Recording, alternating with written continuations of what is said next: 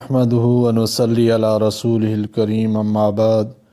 فاعوذ بالله من الشيطان الرجيم بسم الله الرحمن الرحيم وهذا كتاب أنزلناه مبارك مصدق الذي بين يديه ولتنذر القرى ومن حولها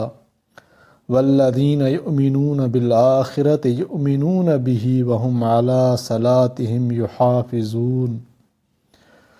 سورہ انعام آیت نمبر 92۔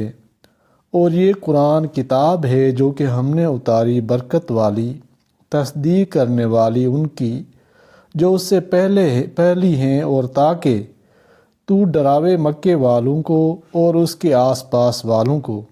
اور جن کو یقین ہے آخرت کا وہ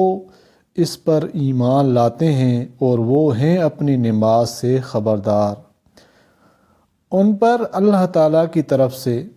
طرف نازل ہونے والی کتابوں کے بارے میں ان پر حجت تمام کرنے کے بعد تیسری آیت میں ارشاد فرمایا وَهَذَا كِتَابٌ أَنزَلْنَاهُ مُبَارَكٌ، یعنی جس طرح تورات کا خدا تعالیٰ کی طرف سے نازل ہونا انہیں بھی تسلیم ہے، اسی طرح یہ قرآن بھی ہم نے نازل کیا ہے، اور اس کے حق و صدق ہونے کے واسطے ان کے لیے یہ شہادت کافی ہے کہ قرآن ان سب چیزوں کی تصدیق کرتا ہے جو تورات و انجیل میں نازل ہوئی ہیں، اور تورات و انجیل کے بعد اس کے نازل کرنے کی ضرورت اس لیے ہوئی کہ یہ دونوں کتابیں تو بنی اسرائیل کے لیے بھیجی گئی تھی، ان کے دوسری شاخ بنی اسماعیل جو عرب کہلاتے ہیں اور ام القری یعنی مکہ اور اس کے ارد گرد بستے ہیں،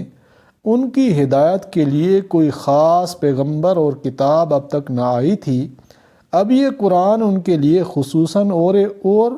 پورے عالم کے لیے عموماً نازل کیا گیا ہے۔ مکہ معظمہ کو قرآن کریم نے ام القری فرمایا، یعنی تمام شہروں اور بستیوں کی جڑ اور بنیاد۔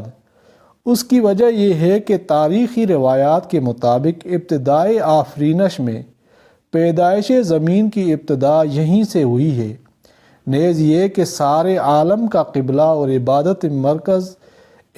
میں مرکز توجہ یہی ہے۔ تفسیر مظہری ام القری کے ساتھ ومن حولہا فرمایا، یعنی مکے کے تمام اطراف جس میں پورا عالم مشرق و مغرب اور جنوب و شمال داخل ہے۔ آیت کے آخر میں ارشاد فرمایا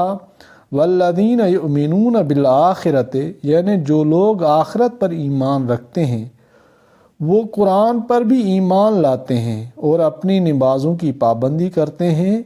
اس میں یہود اور مشرکین کی ایک مشترک بیماری پر تنبیہ کی گئی ہے کہ یہ بے فکری کے جس کو چاہا مانا جس کو چاہا رد کر دیا اور اس کے خلاف محاذ بنا لیا۔ یہ اس مرض کا اثر ہے کہ وہ آخرت پر ایمان نہیں رکھتے۔ جس شخص کو آخرت اور یوم الحسنات پر ایمان ہوگا اس کو خوف خدا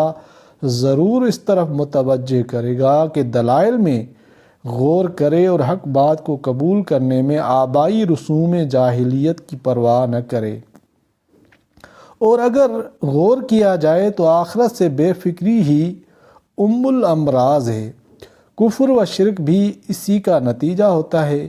اور سارے گناہ اور معاصی بھی آخرت پر یقین رکھنے والے سے اگر کبھی کوئی غلطی اور گناہ سرزد بھی ہو جاتا ہے تو اس کا دل تڑپ اٹھتا ہے اور بالآخر توبہ کر کے آگے کے لیے گناہ سے بچنے کا عزم کرتا ہے،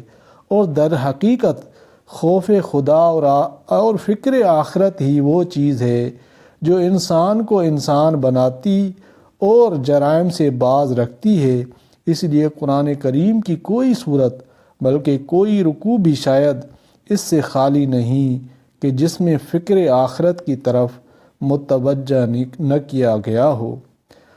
اللہ تعالیٰ قرآن پاک کو سمجھنے اور عمل کرنے کی توفیق عطا فرمائے، آمین یا رب العالمین۔